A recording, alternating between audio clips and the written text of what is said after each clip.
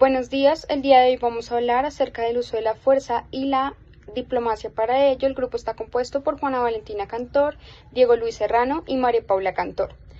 Vamos a hablar, en primer lugar, de los métodos para la resolución de conflictos. Estos están constituidos en la Carta de las Naciones Unidas, en el capítulo 6. Encontramos la conciliación, la mediación y la negociación dados por, en primer lugar, la mediación o la negociación puede ser acuerdos bilaterales con un tercero intercediendo, como puede ser otro Estado, las Naciones Unidas o el Consejo de Seguridad. La investigación, el arbitraje, la conciliación también, los arreglos judiciales y buenos oficios van a ser controlados principalmente la investigación por parte del Consejo de Seguridad de las Naciones Unidas, que va a determinar qué está sucediendo en los conflictos y cuál puede ser la solución más óptima para el mantenimiento de la paz a nivel internacional.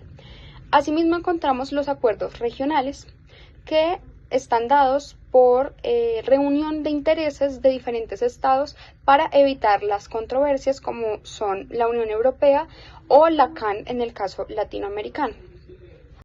Bueno, digamos ya que para hablar sobre el uso de la fuerza y la diplomacia en conflictos, debemos partir del hecho de que, aunque a menudo se ven como enfoques opuestos, ambos pueden trabajar en conjunto bajo principios estratégicos. La diplomacia se enfoca en la negociación, el diálogo y el respeto a la soberanía, digamos que buscando evitar el conflicto mediante soluciones pacíficas.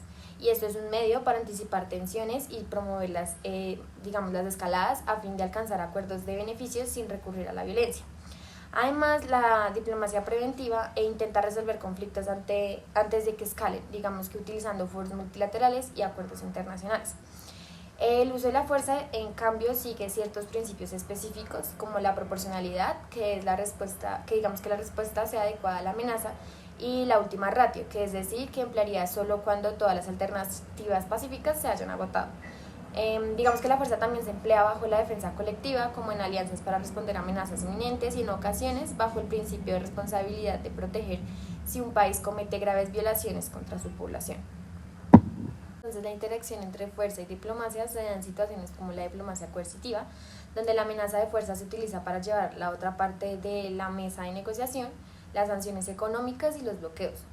Por ejemplo, son formas de fuerza no militar que buscan cambiar comportamientos sin llegar al enfrentamiento armado. En contextos de desarme y tratados de paz, el uso de la fuerza puede garantizar el cumplimiento de los acuerdos mientras se construye una paz sostenible.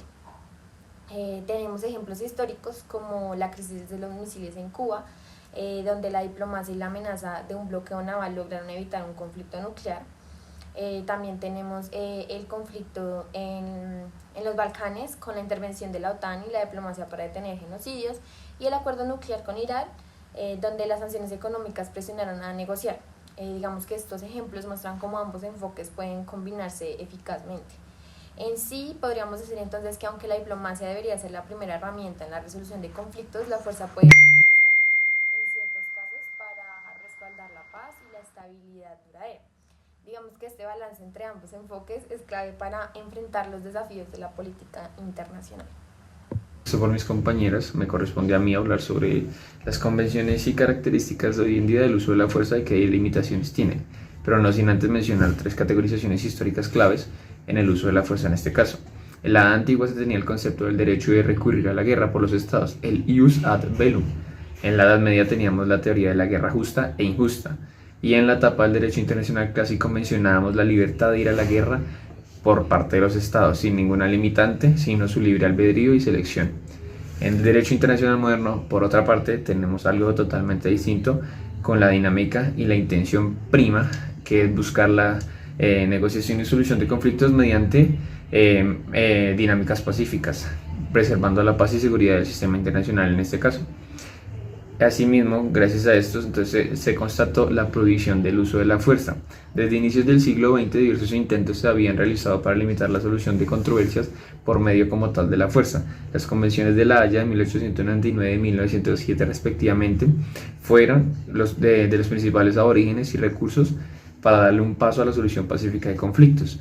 pero más que todo esto está dado en la discreción de los estados al no tener un carácter vinculante para la resolución de conflictos en este caso. Asimismo, el Convenio de la Sociedad de las Naciones de 1919 y el Pacto Bryan-Kellogg de 1928 buscaban la prohibición de recurrir a la guerra para la solución de controversias. Pasando a lo que contractualmente conocemos de la Organización de las Naciones Unidas, tenemos que en la Carta de la ONU, en el artículo 2, párrafo 4, se menciona detalladamente la prohibición del uso de la fuerza, incluyendo la guerra, que en últimas es solo una clase del uso de la fuerza. La norma básica busca que los miembros de la organización en sus relaciones internacionales se abstendrán de recurrir a la amenaza o al uso de la fuerza contra la integridad territorial o independencia política de cualquier Estado. Esta norma en últimas es un principio universal y regla de ius cogens. Solo y únicamente el uso legítimo de la fuerza en el derecho internacional moderno está establecido en dos principales delimitaciones. Una bajo la Carta de la ONU, que menciona 4 escenarios y perspectivas claves, y otras anexas que posteriormente les nombraré. Frente a las cartas de las Naciones Unidas en el 45 permite ciertas excepciones a la prohibición del uso de la fuerza para la solución de conflictos o en últimas de ciertas coyunturas. La primera, la seguridad colectiva bajo el Consejo de Seguridad. La segunda, la seguridad colectiva bajo las organizaciones regionales. La tercera, la autodefensa de los estados. Y la cuarta, contra los antiguos estados enemigos. Otros casos, como les mencioné anteriormente, del uso legítimo de la fuerza bajo el derecho internacional se tienen los siguientes: contra la piratería o tráfico de esclavos en alta mar sometidos a la jurisdicción universal. La segunda, contra el tránsito no autorizado en el territorio de un estado, muy de la mano con lo que vimos en clase del paso inocente. El tercero, contra la permanencia no autorizada de tropas extranjeras en un estado. Cuarto, contra la violación de la neutralidad. Y quinto, en conflictos internos de ciertos estados.